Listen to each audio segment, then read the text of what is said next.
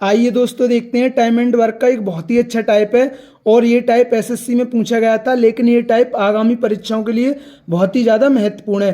तो देखते हैं, टाइप का पहला क्वेश्चन है, पी किसी कार्य का 1/4 भाग 18 दिनों में कर सकती है। उसने उस काम का 37.5% पूरा किया और उसे छोड़ दिया। क्यू ने शेष कार्य को 40 दिनों में पूरा किया। एक साथ काम करते हुए वे उसी कार्य का 17/48 हिस्सा कितने दिनों में पूरा करेंगे। अब देखिए, पी क्या करता है, 1/4 भाग 18 दिनों में पूरा करता है। तो एक से काटेंगे तो 18 बार कटेगा, 18 चौक 72।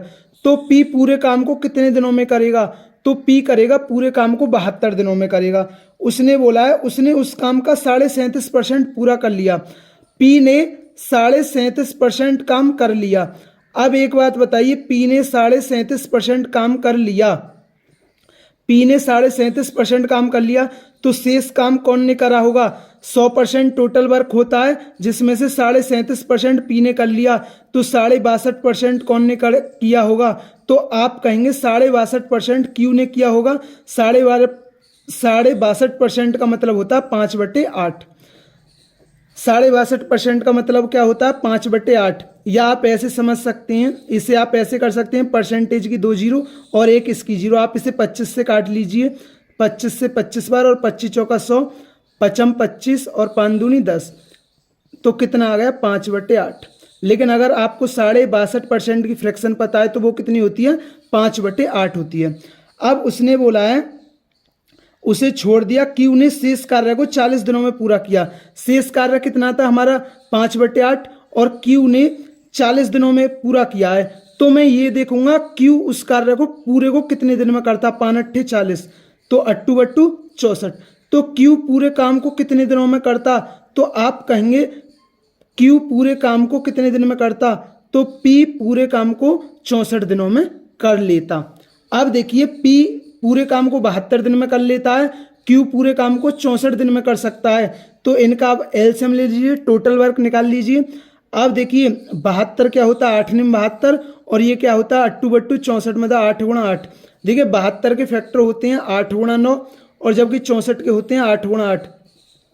तो एक 8 तो दोनों में है, और जो नहीं आया उसे भी ले लीजिए। एक 8 नहीं आई और एक 9 नहीं आई, तो इनका एलसीएम इतना आ गया। आप पूरी गुणा मत करो, आप जैसे आप गुणा करोगे 8/64, 64 में 9 की करोगे तो 576 आएगा, लेकिन आप पूरी गुणा मत कीजिए। अब ये क्या आ गया हमारा, ये टोटल वर्क आ गया। अगर आप इनकी गुणा करोगे तो कितना बैठेगा, ये टोटल वर्क 576 बैठेगा, लेकिन आप गुणा मत कीजिए। देखिए, आपको 72 से ये काटनी है, तो 8 × 72 ये हो गया, 8 बचा तो 8 यहाँ आ गया। ये क्या आ गई, इनकी इफिशियंसी एक दिन के करने की, कि पी एक दिन में 8 यूनिट काम करता है। अब देखिए 8/64, तो यहाँ क्या बचा 9, तो ये आ गया 9। तो क्यू एक दिन में 9 यूनिट काम करता है। अब क्वेश्चन में हमसे क्या पूछा है, एक साथ काम करते हुए वे उसी कार्य का 17/48 हिस्सा कितने दिनों में पूरा करेंगे। अब टोटल कार्य कितना है, टोटल कार्य तो हमारा ये इतना है।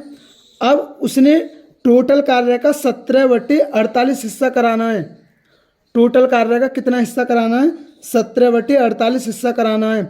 और किन पर कराना है, इन दोनों जनों पर कराना है, पी और क्यू पर। तो पी एक दिन में 8 यूनिट कार्य करता है, क्यू एक दिन में 9 यूनिट कार्य करता है। तो दोनों मिलकर एक दिन में कितना यूनिट कार्य करेंगे, तो आप कहोगे कि दोनों एक दिन में 17 यूनिट कार्य करेंगे। तो इतने काम को कितने दिन में कर देंगे। देखिए 17 से 17 कट गया, और 8 × 6 = 48, 3 दूनी 6 और 3 × 3 = 9। अब देखिए 2 से काट दीजिए, 2 चौक 8, तो ये कितना आ गया 12 दिन में। तो पी और क्यू मिलकर दोनों इतने कार्य का 17/48 हिस्सा कितने दिन में कर देंगे, 12 दिन में कर देंगे। तो दोस्तों मैं उम्मीद करता हूँ ये क्वेश्चन क्लियर हुआ होगा। इस टाइप से रिलेटेड एक और क्वेश्चन देखते हैं, जिससे ये टाइप आपके क्लियर हो जाए, क्योंकि यह टाइप बहुत ही ज़्यादा महत्वपूर्ण टाइप है। तो देखते हैं, टाइप का नेक्स्ट क्वेश्चन है, ए किसी कार्य को 30 दिनों में कर सकता है। उसने 40% कार्य पूरा कर उसे छोड़ दिया। बी ने शेष कार्य 21 दिनों में पूरा किया। एक साथ मिलकर कार्य करते हुए ए और बी उसी कार्य का 65% कितने दिनों में पूरा करेंगे। देखिए ये भी उसी प्रकार का क्वेश्चन है। ए अकेला किसी कार्य को कितने दिनों में कर सकता है? 30 दिनों में कर सकता है। उसने 40% कार्य किया, ए ने 40% कार्य किया और कार्य छोड़ दिया। अब बचा ए ने जब 40% कार्य कर दिया, अब बी के लिए कितना छोड़ गया? 60% कार्य छोड़ गया। अब 60% का मतलब क्या होता है? 3/5। और बी ने शेष कार्य 21 दिनों में पूरा किया, तो बी पूरे कार्य को कितने दिन में करता? 3 सत्ते 21 और 7 पंजे 35।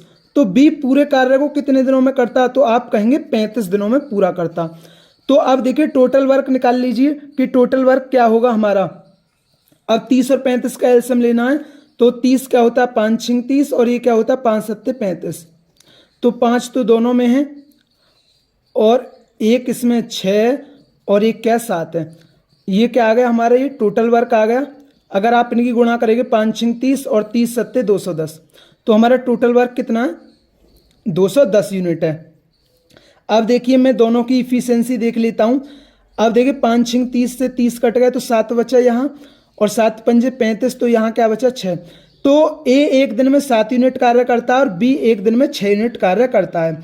अब उसने बोला है ए और बी उसी कार्य का 65% कितने दिनों में पूरा करेंगे।